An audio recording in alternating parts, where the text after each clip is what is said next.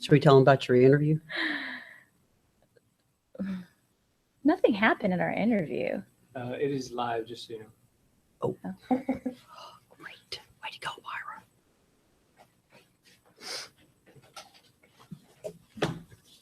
This is bothering me. All right, here we go. 3. Wait, let me.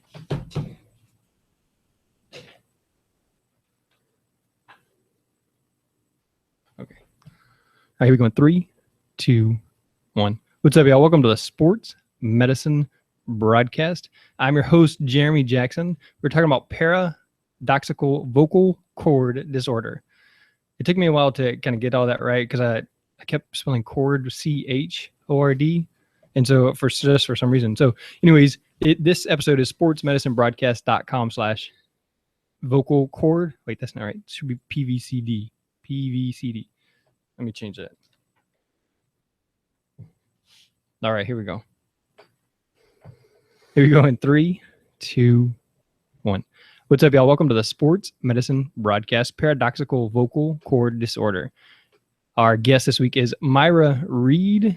She is an athletic trainer at Manville High School, went to West Texas University, and then UT Chattanooga. And Kathy Schupa is here, also representing Methodist Hospital, our partner in sports medicine. And she said she rescued Myra from down in the valley. And so Myra also wanted to tell that she has 2 small children, and she's having a knee surgery coming up this month just for the fun of it. And so Kathy decided she couldn't let Myra feel alone, so she showed up here wearing a walking boot, and we've been having a good time there. So Kathy has been a guest on here before. I'm Jeremy Jackson, your host, and again, this is sportsmedicinebroadcast.com/PVCD for paradoxical vocal cord disorder. So PVCD. Without much further ado, we're going to get right to Myra's presentation. So Myra, why don't you get us started? All right, good afternoon, everyone, and thank you, Jeremy, for inviting me to this broadcasting today. And thank you, Kathy, for being on my side, my left-hand side. So today I'm going to be speaking about paradoxical vocal cord dysfunction, also known as PVCD. It is a breathing disorder that participates in audible vocal stridor during inhalation. So you're going to be hearing a different kind of breathing sound whenever a person with vocal cord dysfunction is having difficulty breathing. It's sometimes confused with asthma. It has some similar symptoms. Although the 2 may have similar symptoms and triggers, there are very different treatment protocols for the 2. So this discussion, I will help educate those who are not familiar with VCD. So first of all, I always like to start off with the anatomy, just so that we can get a clear picture of what we're working with. The vocal cords are basically 2 bands of elastic muscle tissue located side by side in the larynx, just above the trachea. So when you are silent, the vocal cords remain open and creating an airway through which you breathe. And when you speak, the vocal cords actually close, causing a vibration for a faster pitch, a high pitch, or even a low sound pitch. So when you're talking, they vibrate, creating that sound, and when you're breathing, they remain open.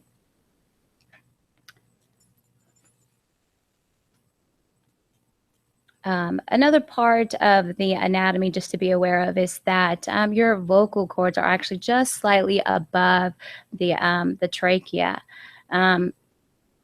So there's going to be those 2 bands parallel right to each other. Jeremy is pointing at it right now. Just a little bit above is where you'll see the folds. There you go. Just to be familiar with where they're located.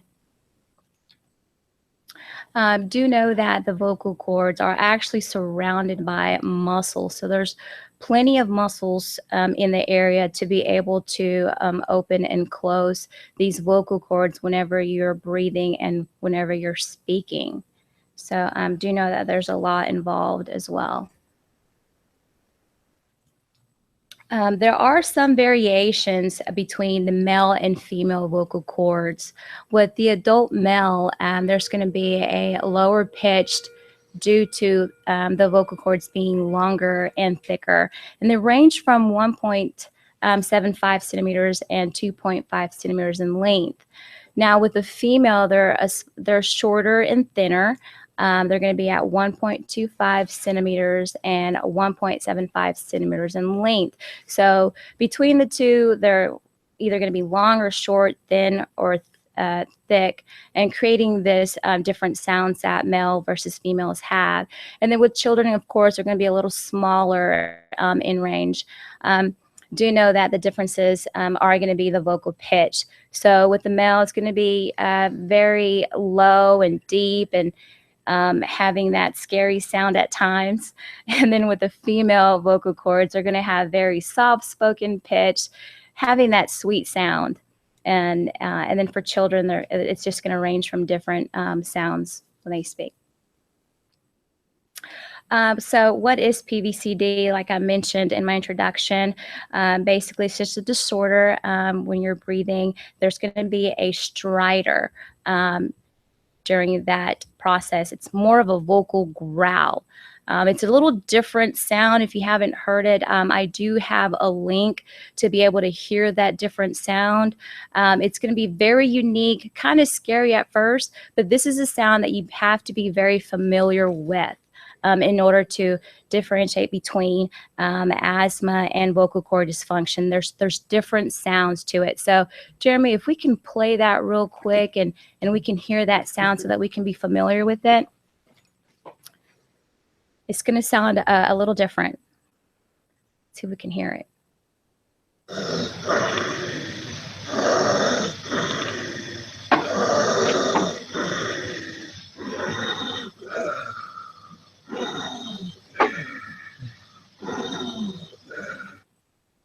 So there you go. Hearing that, basically that they're struggling to breathe in.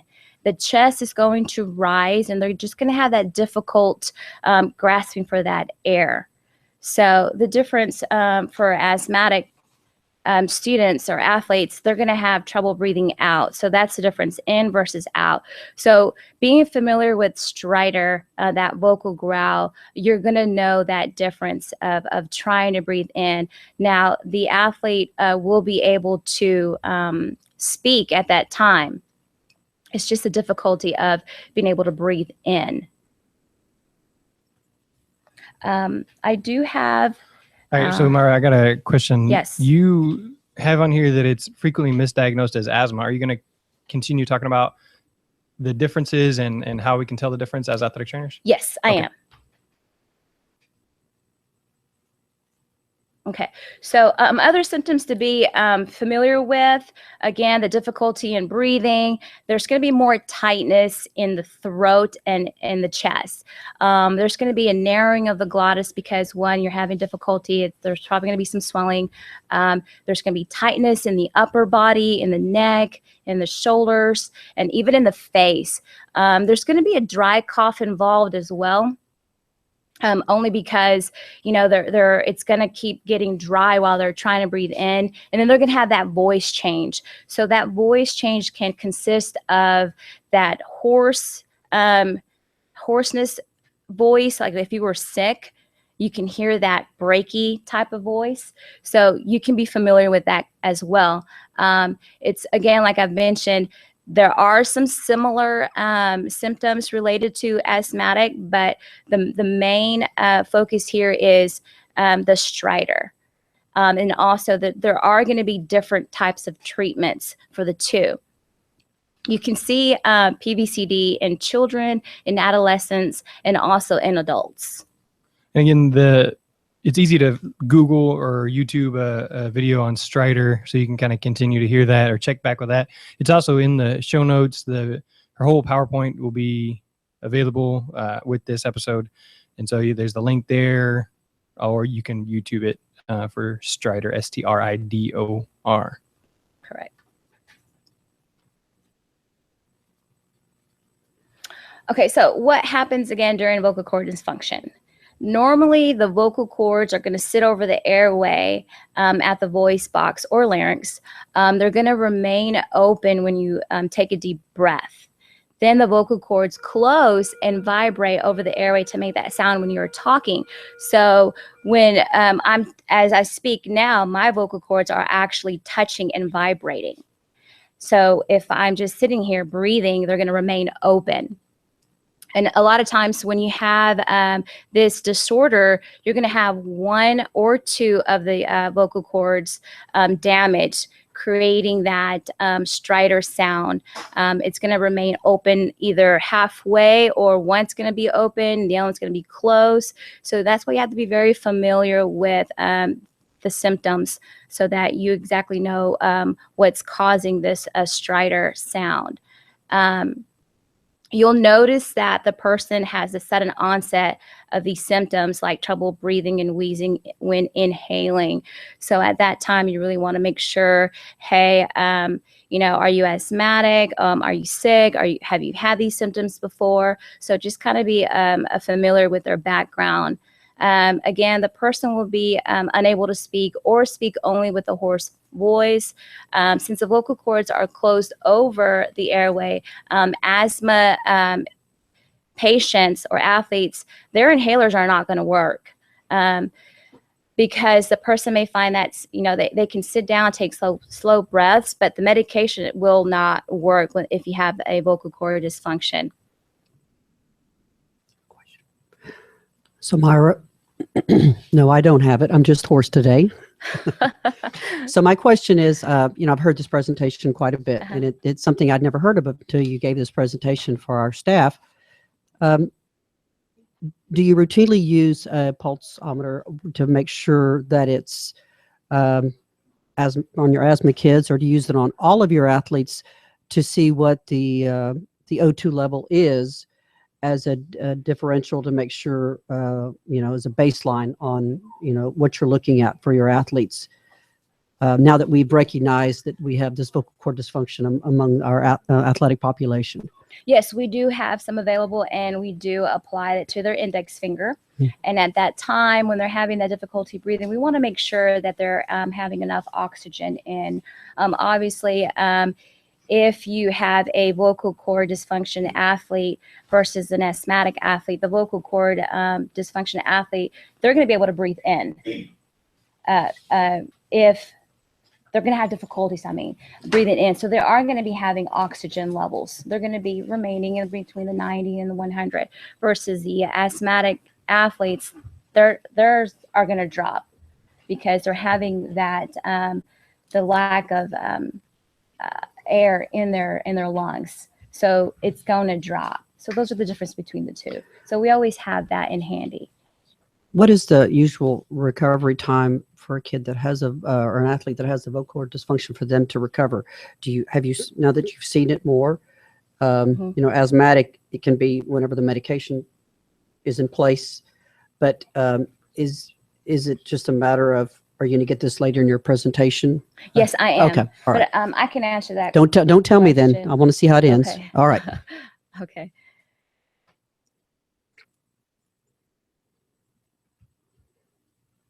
Okay, so I do wanted to talk a little bit more about what causes paradoxical vocal cord dysfunction.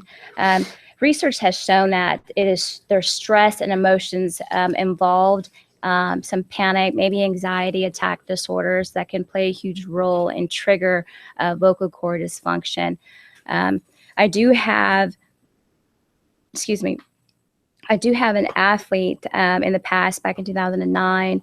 She's a 15-year-old female, ran cross country. She was having difficulty breathing. She was diagnosed with exercise-induced asthma when she was in middle school. So as a sophomore running cross country, she was having many problems. The first episode was she couldn't breathe. She was having chest pains. She just couldn't run anymore, to the point where she was just so stressed about it. She did have 2 ER visits because of it. And the asthma medication just wasn't working. So I referred her back to her pediatrician and just to get evaluated. So they just changed the medication. For example, from albuterol to ProAir, and it just was not working. So after many trials of this incident, this episode, we were all stressed out. We just didn't know what else to do. But finally, we referred her to an ENT, ear, nose, and throat physician, where they actually did a nasal endoscopy, which is a small camera at the end of a tube that is inserted through the nose all the way to the back of your throat to be able to see the vocal cords. So that was a success. She was diagnosed with vocal cord dysfunction. So she came back and said, hey, we figured it out. Here are my breathing exercises that I have to do throughout the day. So the physician withdrew the asthma medication only because it wasn't working. So that was the problem. She did not have asthma. So a lot of times they're misdiagnosed. And again, you know, you have to really be aware of the symptoms of the athlete so you can further do the evaluation and refer them to the proper physicians to do evaluations. So with her issue, I'm glad that it was resolved, that it was a lengthy process. It was stressful for her, for myself. The second incident was... I got a quick question on that yes. one. You said you referred them to an ENT. Was Yes. that, how does that work? Because obviously that should come from a doctor, right? Yes. So talk just a little bit more about that process of maybe that first doctor isn't doing enough, or how did you work that out? The first time she was diagnosed with exercise-induced asthma back when she was in middle school, she had told me that she was still having problems, but she wasn't competing like she was in high school. You know, high school's a little bit more aggressive in competition, more of the running. So that's when all of her symptoms came about and started triggering. You know, I'm having difficulty breathing, I'm having pain in my chest, and so forth. So at that time, it was all about, you know, we had so many incidents, her asthma medication wasn't working. So we referred her back to her pediatrician. And you know, that's when they changed the medication from her asthma medication to a different one. So, and you know, doctors are going to try different things. So we found out that that was still not working. So it came to a point where like, okay, let's just figure something else out. If your pediatrician is changing your medication and it's just not working for you, we need to take another different step. And that's what ENT came up. It had to do with insurance too, why the lengthy process took a long time. So we were able to find someone for her through her insurance with an ENT. And that's when they took a next step and did the nasal endoscopy. And that's when they found out, oh, well, you have some vocal cord damage. That's why you're having breathing difficulties. Let's try this. So with her breathing treatment exercises that she brought to me, we were doing them twice a day, especially when she would run. She knew to stop and do her breathing exercise, which I'll go over a little bit more during the presentation. And that helped. She was happy. She was able to continue with her running. Although we did take some time off, but we came to a conclusion. So it's all about trying different methods and helping someone out. If this didn't work, let's try something else.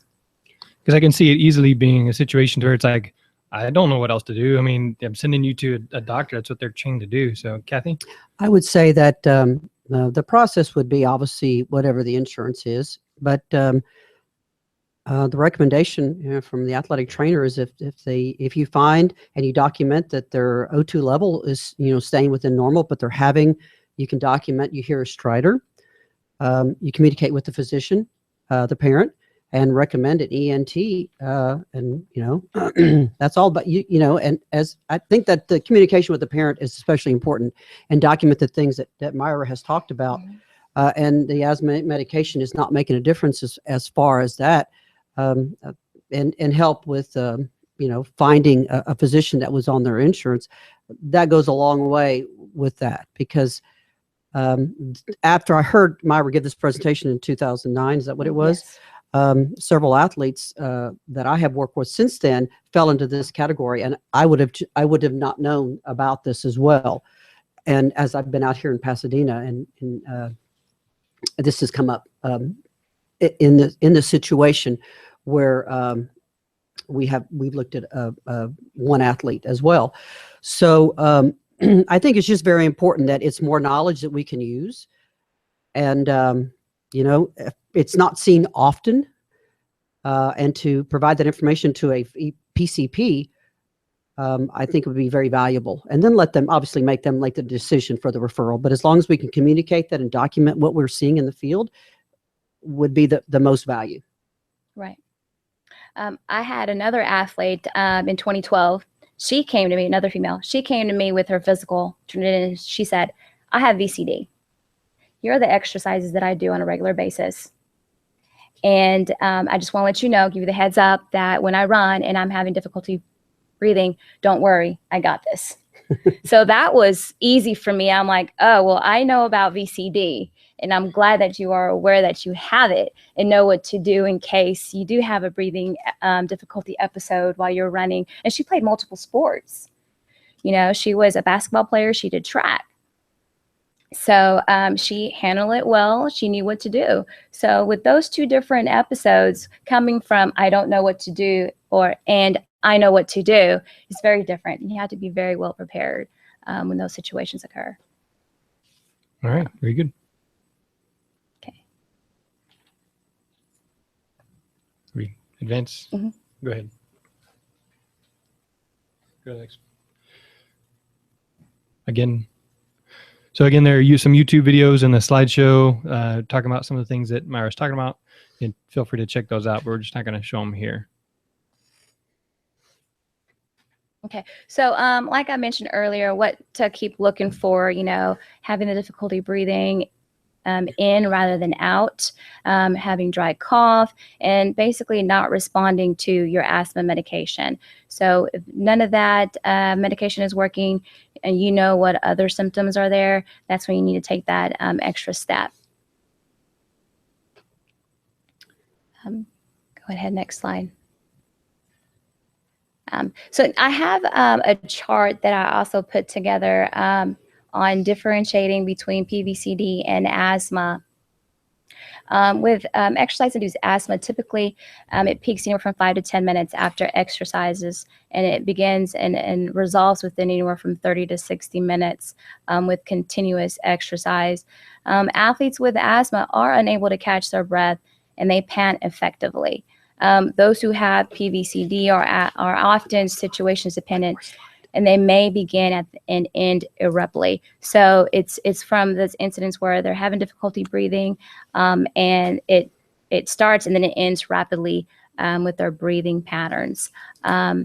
Athletes also may describe that there are throat tightness or even choking. So the chart that I have, basically just what I mentioned, is just to be aware of symptoms of, exercise-induced asthma. They're going to have more of chest expiration and wheezing versus PVCD. They're going to have more of a throat tightness, and also along with that stridor, not wheezing, but more of that stridor. And with the treatment, all athletes with exercise-induced asthma, they're going to have asthma medication, and it is going to work. So for those who have VCD, asthma medication is not going to work. So the research has found that the breathing patterns are what's going to help them. And I have a breathing exercise that I use, and it's called pursed lip exercise. So what you do is basically you purse your lips like if you were whistling, but you're going to breathe in the nose and out the mouth. So you're breathing in slowly, and then with pursed lips, you're going to breathe out. And you want to do that 10 times, controlling the breathing. So when you have an episode, just remember pursed lip breathing pattern. And that's going to, help them calm down. It's going to help them relax in the throat, neck, and shoulders.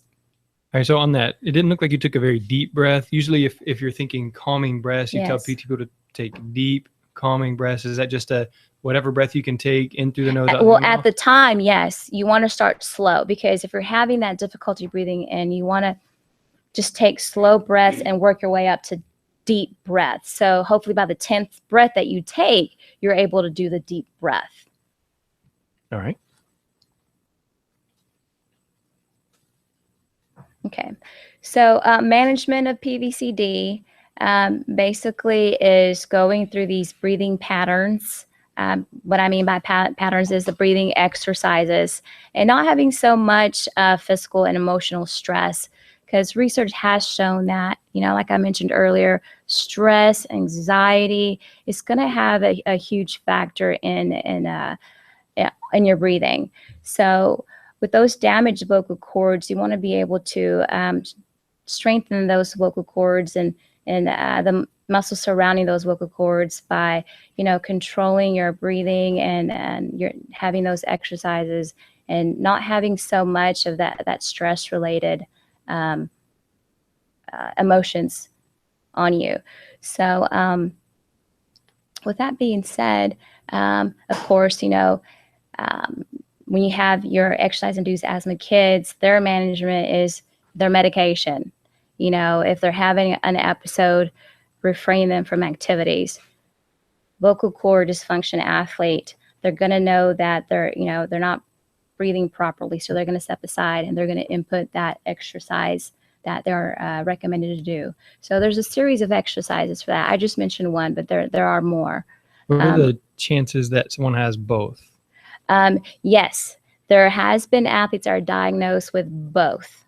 And with that being said, I mean, you're going to have all these tests done, trying to rule out one or the other or having both.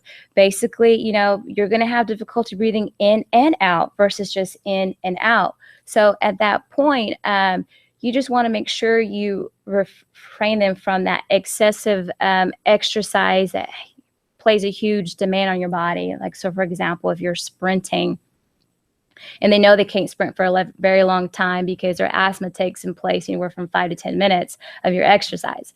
So you're going to pull them aside and make sure, one, they take their asthma medication and do their breathing exercise at the same time. So yeah, there's been some cases with that situation. That's a good question. Okay.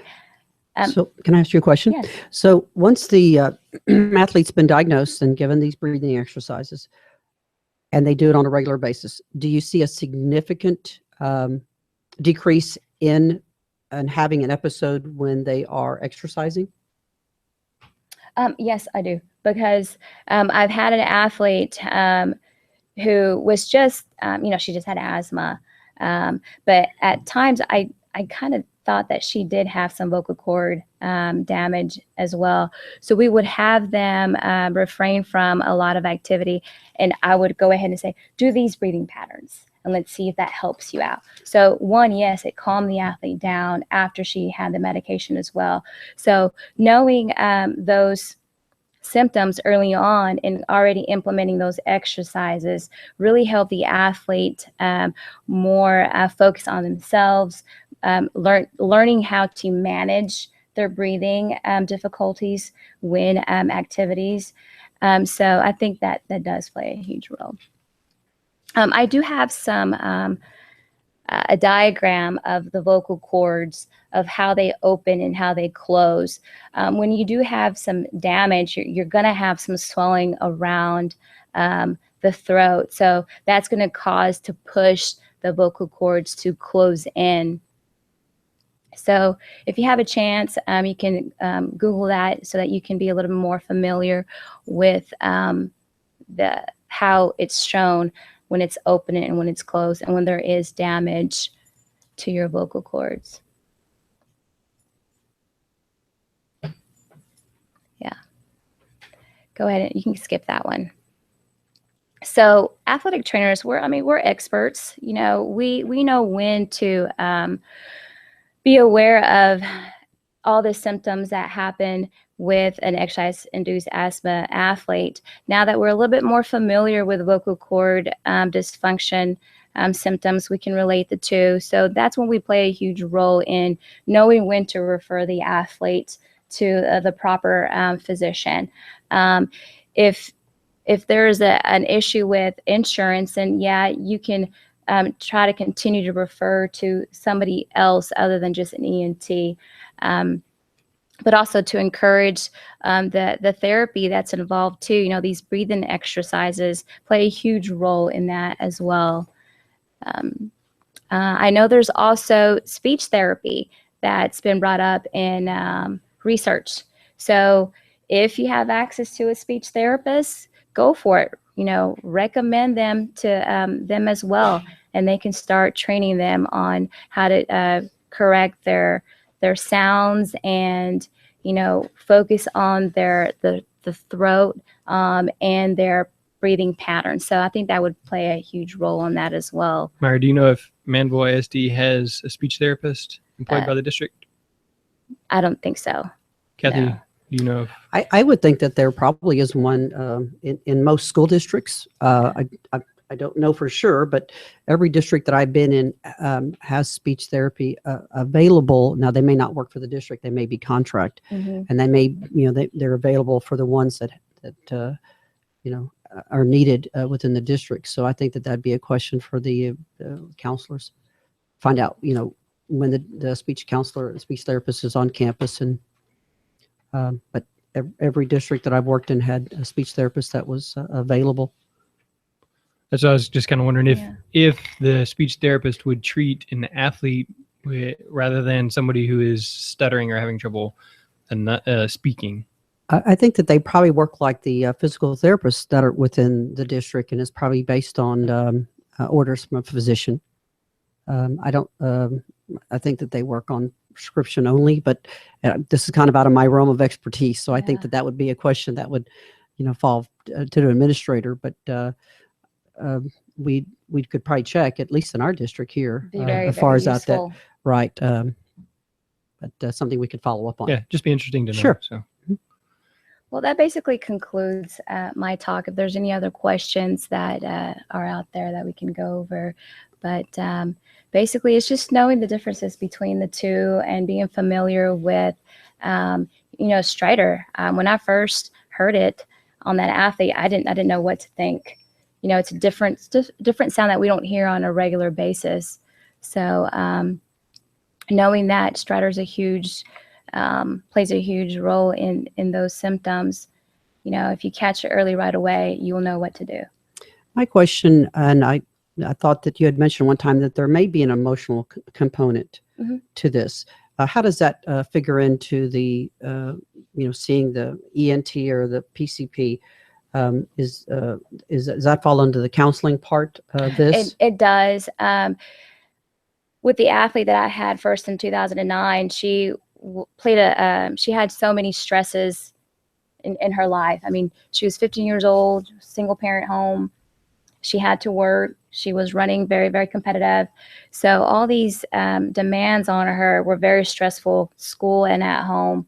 So I did end up referring her to a counselor at the end, only because we had already figured out, you know, her health issues as far as, you know, vocal cord dysfunction. I wanted her to be referred to counseling because all this stress related also plays a huge impact on your breathing patterns. You can have an anxiety attack anywhere, anytime. What would have happened had you have not been persistent? She would have probably dropped out of athletics and been stressed all her life and had this breathing difficulty, not knowing that she had vocal cord. She would have just dealt with having asthma and her medication not working. She would have dropped out. But I was very persistent only because I wanted to help her and I wanted to figure out what was wrong and what I needed to do. I wanted to take action. So I know it was a lengthy process with her because of one, insurance, and two, she was having so many breathing episodes that were frustrating her. So I felt the need that I needed to take that step forward and say, let's figure this out together.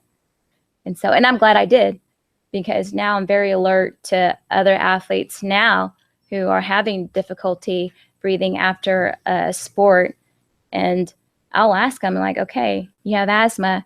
Does your medication work? Have you noticed any differences in your medication? Does it work? If it doesn't work, let's try these breathing patterns first to try to calm them down.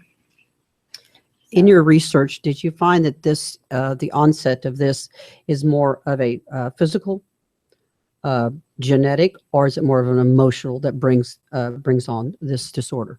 I think it's emotional and physical. Okay. Having research, reading through researches, having the stress-related anxiety, it all plays a huge role. If you're having an anxiety attack, you're going to have difficulty breathing, and to the point where you can pass out. So you want to catch it early on. So I think emotion and physical both play a huge role in this. It just gives all of us caretakers in the field a little bit better idea of who to look for. Yeah, when I tweeted it out, Rachel Blakeman, she's out in California. She said in 1999 she was working with the Olympic Training Center, and one of the athletes had it there. I was like, I never even heard of it until you presented it to us in August. And you presented it there, and I paid attention, but I didn't even think about how I can ask those kids that are using an inhaler, Mm-hmm. hey, is your inhaler working? Mm-hmm. Instead, they're like, Yeah. I have asthma. Okay, well, do you have your inhaler? So Yeah. even just hearing it again, I'm like, well, let me just check. Let me go one step. Is that working for you? Is that Yeah. working for you? Well, especially in the area that we live in. We're living here on the Gulf Coast, and the air quality at times cannot be ideal. We also have ozone situations in the fall and in the spring. So that, sometimes the easy answer is an asthma inhaler. Well, it could be underlying as well. So this is an awesome presentation, and appreciate you doing the research initially to bring it to us. And now, we've spread the word. Yeah, there's always going to be one or two athletes. Mhm. So you just have to be very familiar with the symptoms and to be aware. So now that, you can feel comfortable with that, you can Right. take action. Right. Do you have anywhere specific that you would recommend people looking to learn more? Obviously, we have your PowerPoint, again, sportsmedicinebroadcast.com/PVCD. That'll have the PowerPoint, and you have a whole list of references in there. There's a lot of Um, literature that I read over. So feel free to look up any of the authors that I've listed on there, and look them up by article and just read. There's a lot out there. So I basically just, put everything in together because it basically says the same thing. But that literature is really important to be up to date as well. Gotcha. And then how important or how beneficial was an affiliation with a hospital in getting this process done? Like, were you able to easily call a doctor and say, hey, what else is going on? Or like, were you able to call a coworker? Just if someone's dealing with this, then how did that work out for you? Early on. Yeah. Besides, but I know you said you sent the kid to the doctor and said, Mhm. hey, that's not working. But did you talk to anybody else about it during the process? No, as far as a healthcare professional, I didn't. I was just communicating with the parent and the athlete, and I just started researching. I started looking up what it could be, what symptoms, what else can you do if you have an asthmatic child. So I just started doing research, and working for Christus St. John at the time, I knew many medical doctors. And I've always called Kathy because she knows everybody. She knows everybody from podiatrists, ophthalmologists, OBGYNs, everybody in the Clear Lake area. So, but I just didn't think to call her. So I just went straight to, it's word of mouth. There was a parent who's like, hey, I know an ENT who she can see. And I'm like, well, that's a step. So I took that step. All right. So again, I guess a short lesson there is if you have a question, now we have Twitter, people, Yeah. or that secondary school Facebook group on, obviously Facebook group.